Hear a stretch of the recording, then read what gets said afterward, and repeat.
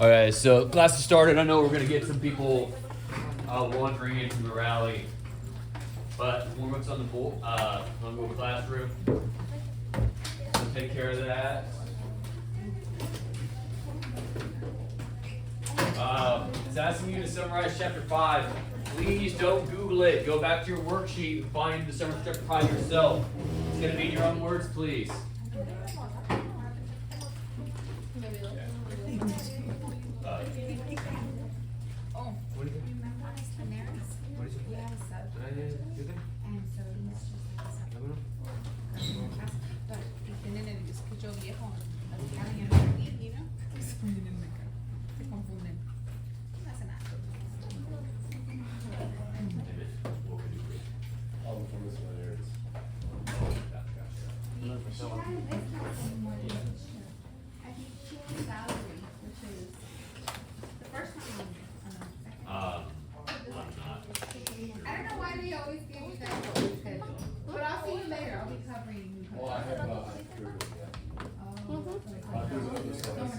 There's someone else too, so I'm like, sorry.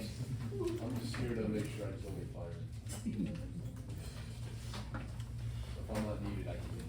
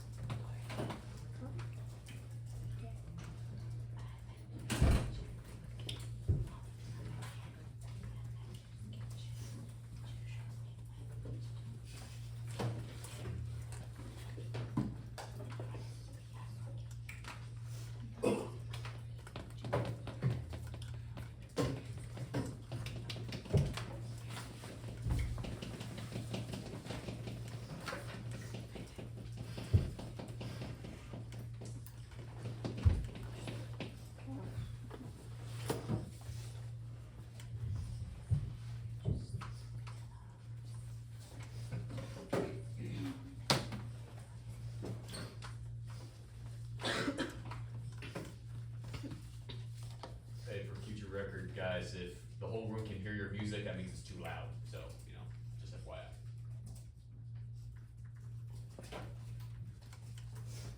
La música.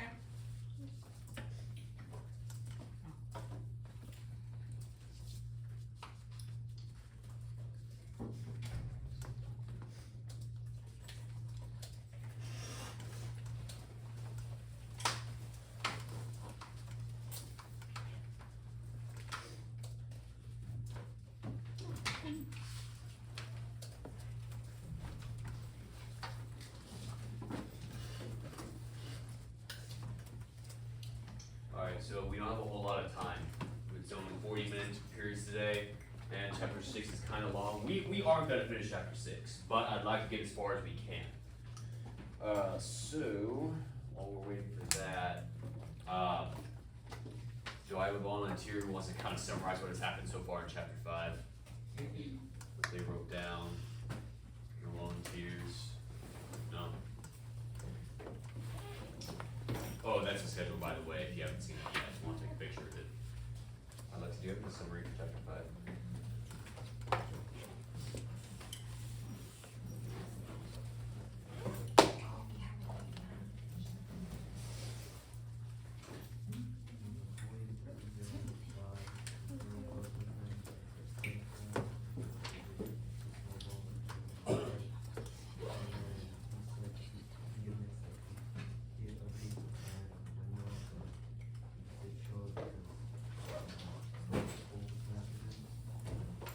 So if you didn't hear Alexi, basically the summary of chapter 5 was Napoleon is taking complete control over the farm. Okay, he chased Snowball out of town, right, with those dogs, and now he has control. Okay, they're shifting things up. There's no longer going to be votes. There's no longer going to be meetings. Basically, Snowball and the pigs are running the show, and that's where chapter 6 is about to leave off. Okay, so before I take this off, does anyone need a picture of the schedule? Because I'm about to go away. Anyone need it? No? All right. So, if you would be so kind as to open up, man, where is it? There you go. Oh. Animal Farm chapter 6 part 1. Click on that, that's gonna take you here. Okay? So look, first period we didn't even finish this one. Like, we even finished part 1. So, just keep in mind, we're gonna finish it tomorrow, but still, let's get as far as we can, okay? So the first question, I've asked this question, like, every time we do this. Basically, things are going wrong, and the question is, why would the animals just go along with this? We asked this question a lot. This time, though, there's a reason given. So as we read, look for the specific reason of the book. Okay, so this one is not going to be opinion-based. There is an answer in our reading that you have to find. Okay? So, there's that. And it's coming up really soon. So, we are on chapter 6, page 54. That's where we are. Page 54, chapter 6.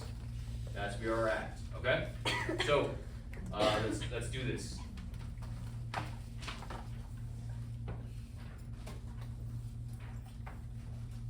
All that year the animals worked like slaves, but they were happy in their work. They grudged no effort or sacrifice, well aware that everything that they did was for the benefit of themselves and those of their kind who would come after them, and not for a pack of idle, thieving human beings. Throughout the spring and summer they worked a 60-hour week, and in August Napoleon announced that there would be work on Sunday afternoons as well. This work was strictly voluntary, but any animal who absented himself from it would have his rations reduced by half. Even so, it was found necessary to leave certain tasks undone. The harvest was a little less successful than in the previous year, and 2 fields which should have been sown with roots in the early summer were not sown because the ploughing had not been completed early enough. It was possible to foresee that the coming winter would be a hard one. Okay, so we didn't read much, but we know a few little details here, right? So, Napoleon has threatened to cut their rations if they don't do their work. They're working 60-hour weeks. I mean, this is pretty messed up, that what's happening to them, especially when they used to all be equal, and now we're kind of head downhill. So the question is, why would they let it just go along with this? And again, you might have some opinions, but there is an actual answer in what we just read. Okay? Why the animals go along with this. And we haven't read much, so if you missed it, go back and read page 54. Okay? It's there. Let's take 2 minutes, okay? Again, reread page 54 to find it. Dice, acabamos de leer cómo los animales trabajan como esclavos. Tenían semanas laborales de 60 horas y sus raciones se vieron amenazadas porque simplemente aceptaron esto. Usa un detalle del texto para extender tus respuestas.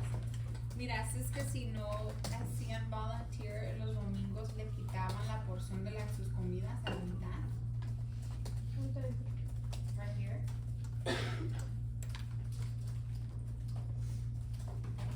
They would work Sundays afternoons as well. They would work strictly voluntarily. But any animal who absented himself from any of this.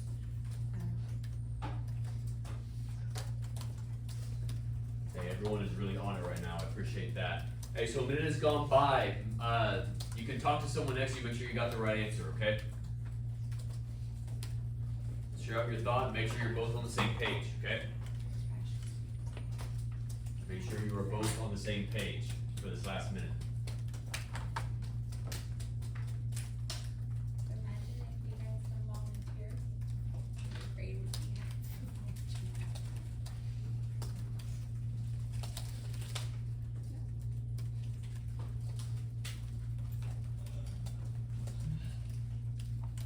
Okay. The there's still 30 seconds left on the timer, but does anyone need more time for number one? Tony, I'm gonna pick on you. Why are they just going along with this? They don't wanna lose any food? Yeah, that's true. That is true. They grudge no first sacrifice, well aware that everything they did was for the benefit of themselves, okay? So, on page 6, at the top, it says, again, they were well aware that everything that they did was for the benefit of themselves and those of their kind who would come after them, not for a pack of idle, thieving human beings. So again, there's still the thought process is, hey, at least the humans are involved. So that's why they're just going along with it, because they still believe this is for the best, for what's best for the animals, okay? Alright, second question, once again, this is not opinion based. There's gonna be a problem that comes up involving the breaking up of the stones, right? And so the animals solve that problem. The only way to get this answer is you gotta follow along and find out what they do. They're gonna break up these stones to help build the windmill. So you have to read to find out what they do, okay? We are at the top of page 55, second paragraph. The windmill presented unexpected difficulties. That's where we are. Alright, let's do this. Or presented unexpected difficulties. There was a good quarry of limestone on the farm, and plenty of sand and cement had been found in one of the outhouses, so that all the materials for building were at hand. But the problem the animals could not at first solve was how to break up the stone into pieces of suitable size. There seemed no way of doing this except with picks and crowbars, which no animal could use, because no animal could stand on his hind legs. Only after weeks of vain effort did the right idea occur to somebody, namely, to utilize the force of gravity. Huge boulders, far too big to be used as they were lying all over the bed of the quarry. The animals lashed ropes around these, and then all together, cows, horses, sheep, any animal that could lay hold of the rope. Even the pigs sometimes joined in at critical moments.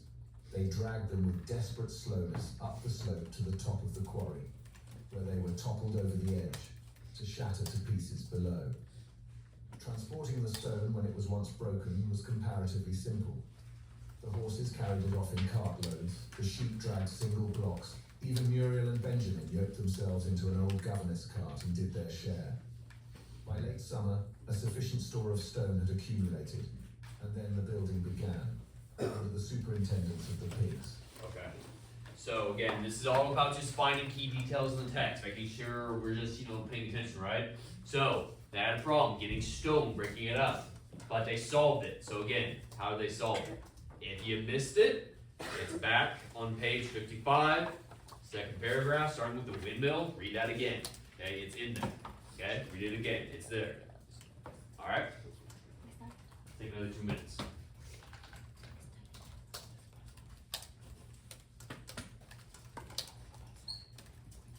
And be specific.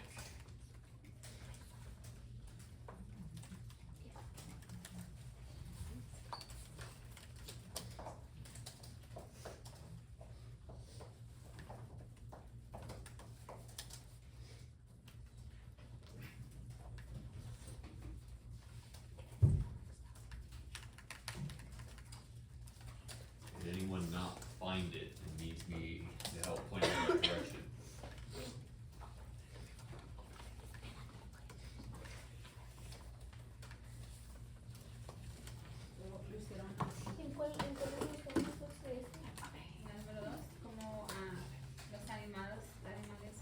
Alright, a minute has passed, so again, you can talk with people around you, help get the right answer.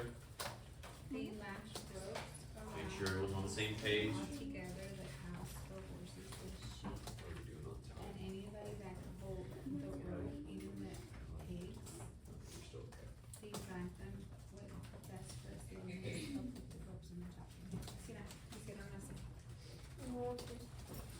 So again, keep in mind, the stones were too big, they had to break it up, and then they had to haul it some way. Get specifics of exactly what they did, how they broke it, and how they hauled it.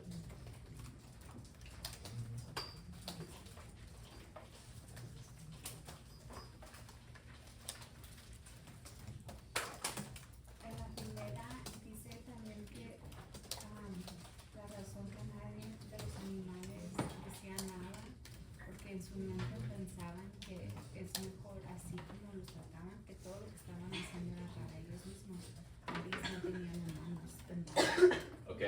one? Need more time for number two? No one? Once you find it. For number two. Good. Yeah, so gravity. So basically, they couldn't wield any tools to break it with like pickaxes, so they used gravity to break it, right? Yeah, and then they hauled it away. So good. Alright, so again, that's all just about staying in the text and looking for details, making sure we follow along. So, simple question. Okay, so we're gonna get some more details about Boxer, okay, again. So, I'll read that question in a second because we're gonna read specifically about him. It's gonna be easy to find, okay? So, we are on page 56, second paragraph, but it was a slow, laborious process. That's where we are. Let's keep going. We are doing good, guys. But it was a slow, laborious process. Frequently, it took a whole day of exhausting effort to drag a single boulder to the top of the quarry. And sometimes, when it was pushed over the edge, it failed to break. Nothing could have been achieved without Boxer, whose strength seemed equal to that of all the rest of the animals put together. When the boulder began to slip, and the animals cried out in despair at finding themselves dragged down the hill, it was always Boxer who strained himself against the rope and brought the boulder to a stop. To see him toiling up the slope inch by inch, his breath coming fast, the tips of his hoofs clawing at the ground, and his great sides matted with sweat, filled everyone with admiration. Clover warned him sometimes to be careful not to overstrain himself, but Boxer would never listen to her.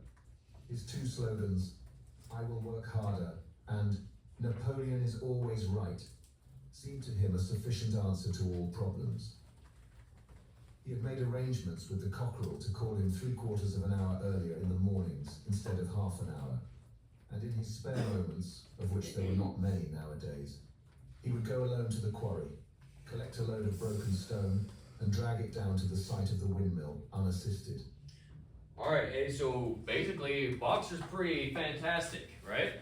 He's stronger than all the other animals combined. He works harder than anyone else. It's admirable. Everyone loves him, right? However, problem, he said, however, he literally believes that Napoleon is always right. So, this is an opinion question. In your opinion, what is more important? To be a hard worker or to be able to think freely? Basically, think for yourself. Obviously, both are important, right? And you should have both, but we're saying in terms of importance, what do you think is more important? Being a hard worker or being able to think freely? This is opinion based, okay? And again, thinking freely, if you don't know what that means, just freedom of thought. Like you get to think for yourself. You possess intelligence and can think things through. You can ask questions. That's what thinking freely is. Which is more important to you? Dice, Boxer trabaja más duro que nadie acá, lo cual es admirable. Sin embargo, lamentablemente cree que Napoleón siempre Okay, guys, this is opinion based, so you can't mess it up. ¿Qué es más importante, ser un buen trabajador o poder pensar liberalmente? Explica tu respuesta. Because he never quits and then he works cuando no debe y él mismo se va 3 hours earlier than an hour y I don't think that's the right opinion then. ¿Qué te sirve matarte de trabajo? This is your own personal opinion. There's no So wrong again, a or right. minute's gone by, you can talk about your thoughts.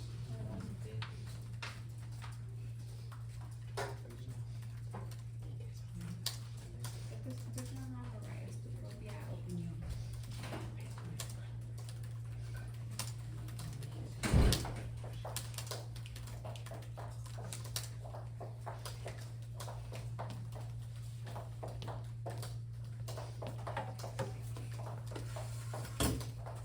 Does anyone need more time for number 3?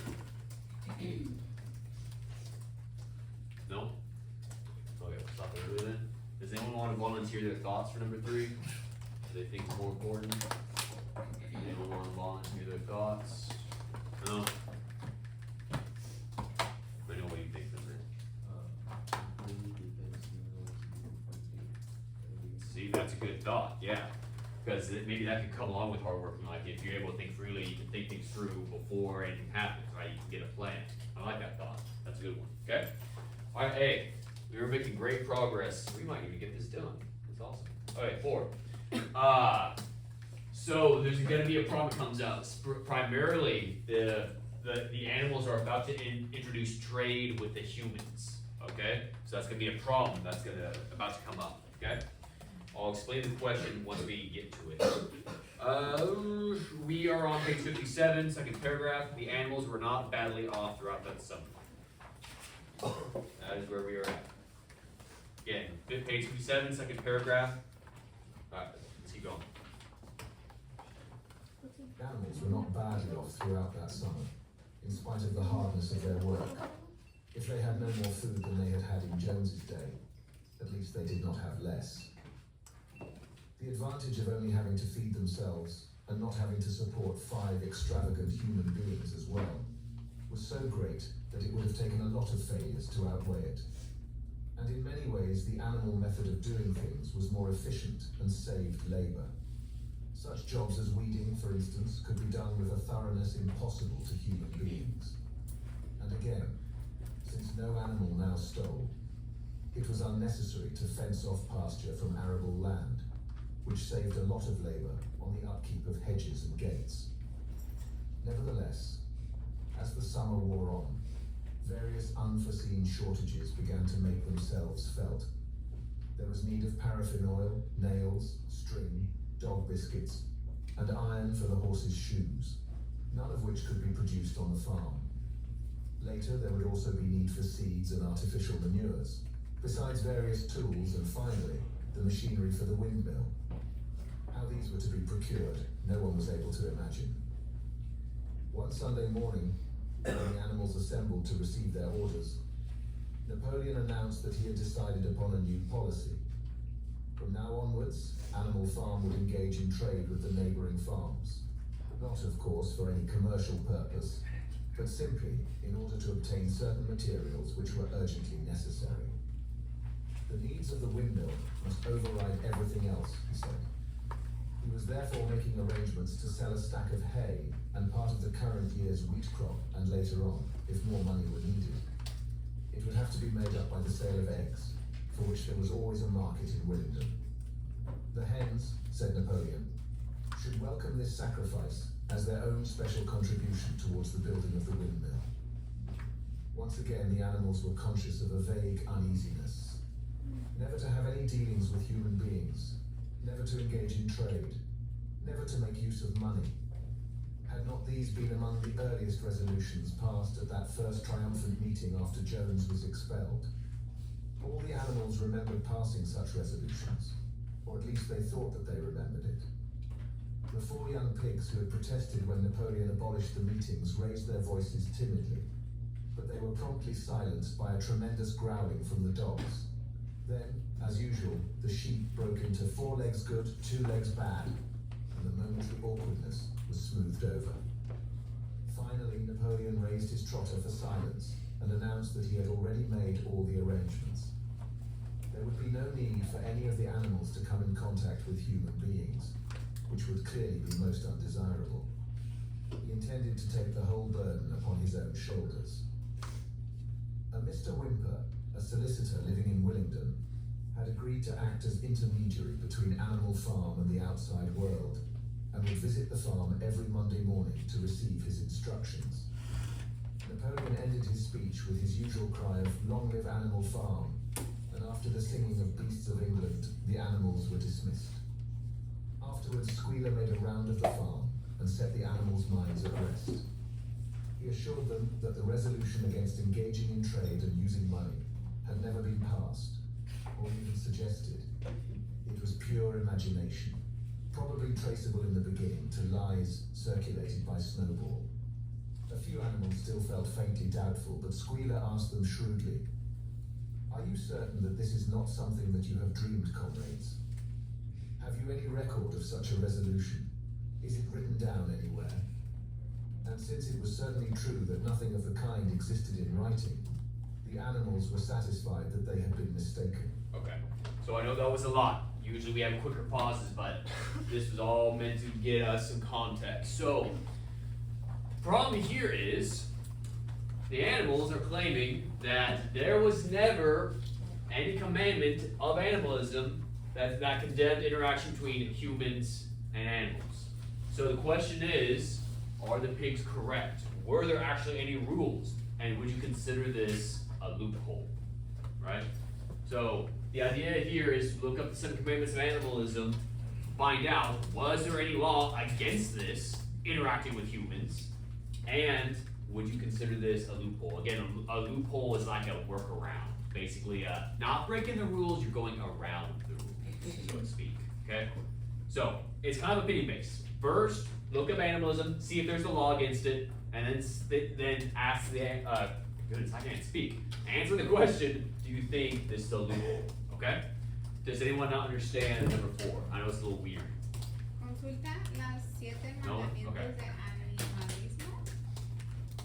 Tienen razón los cerdos, escribieron nada más, escribieron normas que condenarán la interacción entre humanos y animales. Let me know if you were confused. I know it's a weird question. Let me help you out. Laguna leal. Anyone need help?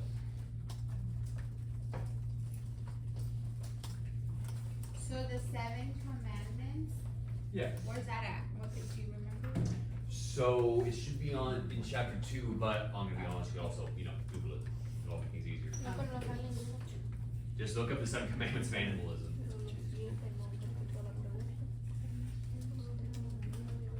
Oh, they're on page 21. They're on page 21, so you can either go to page 21 or go to Google. Either Esos or. son los mandamientos.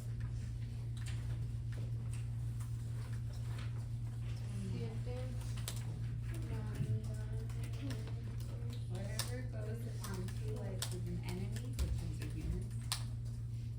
Whatever goes up on 4 legs or has no physical friend. Todos los animales son iguales. No animal should wear clothes, no animal should sleep in a bed, no animal should drink alcohol, no animal should kill any other animal, and all animals are equal.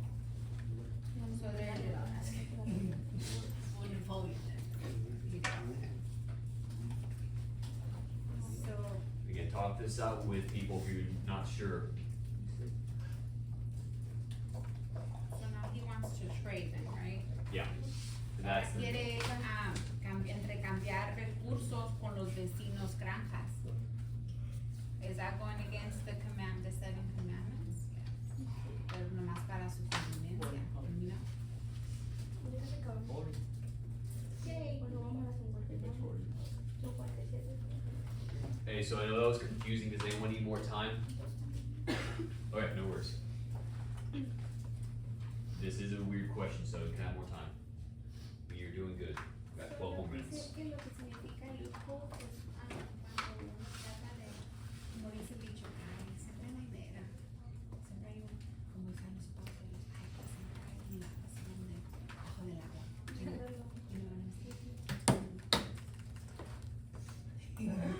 Well, you know, we do that. That's Mexican.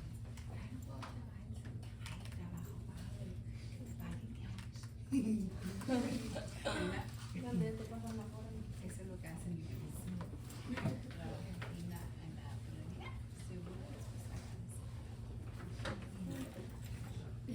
What'd you find? eso. Por eso se va a Hawaii. Am I over here?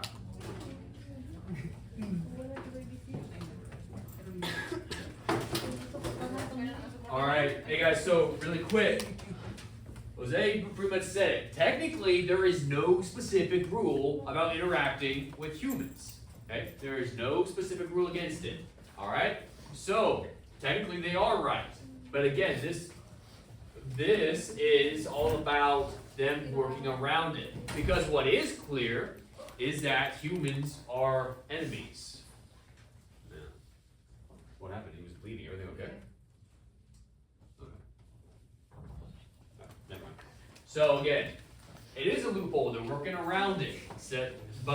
So technically, they are not breaking the rules, but they kind of are, because they said that humans are the enemy, and now we're making trade with them. Okay. Okay. So we do not have a lot of time left. Number 5. You know what? I will talk about that in 1 second. Okay. But let's get back into it. We're on the second paragraph on page 59. Every Monday, Mr. Whipper visited the farm. That's where we are. Monday, Mr. Wimper visited the farm as had been arranged. He was a sly-looking little man with side whiskers, a solicitor in a very small way of business, but sharp enough to have realized earlier than anyone else that Animal Farm would need a broker and that the commissions would be worth having. The animals watched his coming and going with a kind of dread and avoided him as much as possible. Nevertheless, the sight of Napoleon on all fours, delivering orders to Wimper, who stood on two legs, roused their pride and partly reconciled them to the new arrangement. Their relations with the human race were now not quite the same as they had been before. The human beings did not hate Animal Farm any less now that it was prospering. Indeed, they hated it more than ever. Every human being held it as an article of faith that the farm would go bankrupt sooner or later, and above all, that the windmill would be a failure. They would meet in the public houses and prove to one another by means of diagrams that the windmill was bound to fall down, or that if it did stand up, then that it would never work. And yet, against their will, they had developed a certain respect for the efficiency with which the animals were managing their own affairs. One symptom of this was that they had begun to call Animal Farm by its proper name and ceased to pretend that it was called the Manor Farm. They had also dropped their championship of Jones, who had given up hope of getting his farm back and gone to live in another part of the county. Except through Wimper, there was as yet no contact between Animal Farm and the outside world. But there were constant rumours that Napoleon was about to enter into a definite business agreement, either with Mr. Pilkington of Foxwood or with Mr. Frederick of Pinchfield. But never, it was noticed, with both simultaneously. Okay. So, really quick, I know we are running out of time, but again, as has been established, Animal Farm is now open business relations with humans. What do you think this is based off of in real life? So again, this is the Soviet Union. Their whole ideology was to be this now perfect utopian society where they only help themselves against everyone else. But now, they're opening a business with the humans. So what do you think that means in real life? Okay? So again, for reference, Animal Farm and the animals represents the Soviet Union and the communists. Who do you think the humans represent? We talked about it before. Okay? So, en esta pregunta dice, Does anyone not understand the question of number 5? Reunión de la Granja ha iniciado relaciones comerciales con un Alright, let's take 2 minutes. ¿En qué crees que se basa esto en la vida real? Yo creo es político. So what do you guys think?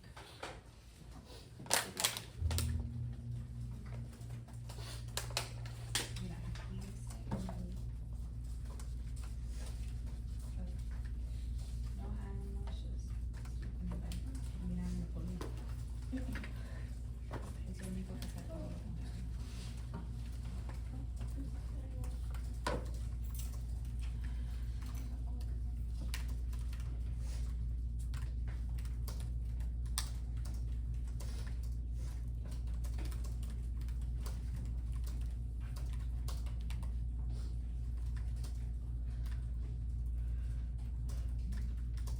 Okay, so it's been a minute. You can spend the next minute discussing your answers if you would like. If you need help, we can talk about it. Again, it's all an allegory, so we need to figure out what this whole situation is in real life terms.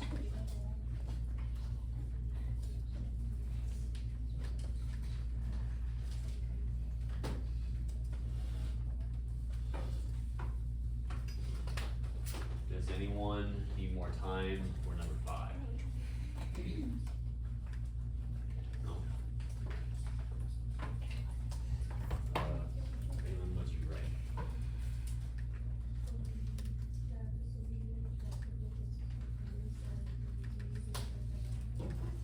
So yeah, that's the long and short of it. So again, it doesn't seem like that big of a deal, but again, it goes against the communist ideology. What the Soviet Union did was they opened up trade relations with the capitalist countries, as in America, the UK, pretty much the rest of the world was capitalist, right? And so they opened up trade with them. And again, well, that's kind of a good thing. And yeah, it was. But that's the point. This whole ideology is become hypocritical now because they are now relying on the capitalist countries in order to support Dice them. que toda su ideología es como se está dando la contraria, que todos están abriendo con capitalismo, están intercambiando recursos. So does anyone not understand that? And yeah, that's exactly what happened. They opened up trade with the other countries because they needed resources. Russia, guys, you know, it's pretty much a snow up there. They needed other countries for resources. So their communist ideology is falling apart. And that's what we're seeing here in the book, right? Pero Rusia necesita Okay. muchos- Oh boy, we have 4 minutes left. Oh man. What should we do? Okay, I tell you what. We obviously cannot do these last two ones, especially number 7. We're analyzing Schooler's speech again. That's going to take way too much time. So for number 6, man, I don't know either. Tomorrow? Yeah, I hate to end class earlier. Okay, so you know what? Here's what we're going to do instead, right now.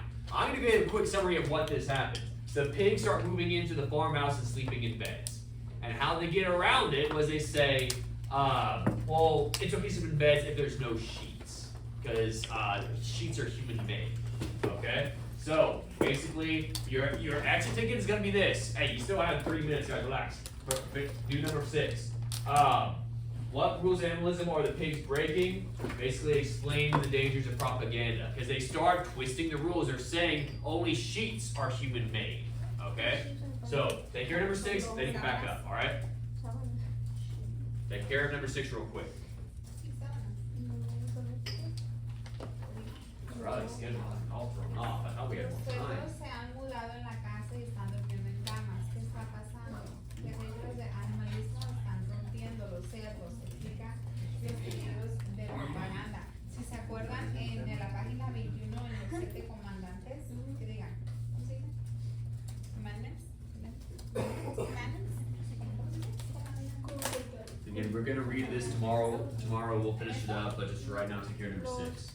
Seven commandments. En orden dice, no animal should sleep in the bed. Pero aquí, No, I'm still doing cerdo, y el squealer que viene a dar propaganda es esto, they could convince them that this is not the case. It's absolutely necessary, he said, that the pigs that were under the farm could have a quiet place working.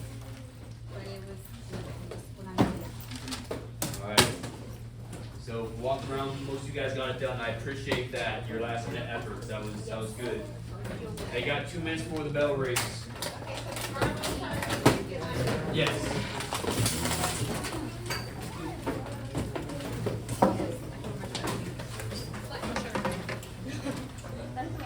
Que pega de la silla. Ya que te iba a traer un. ¿Se está grabando? A ver, chécale. ¿Se ve?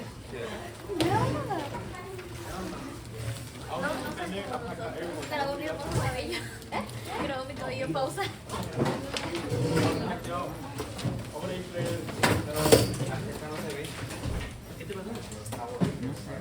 que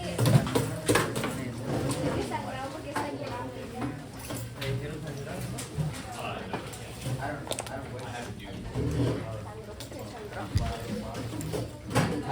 ¿Ya? ¿Te lo meto? No, te lo voy a meter yo. Ah. ¿No? ¿Eh?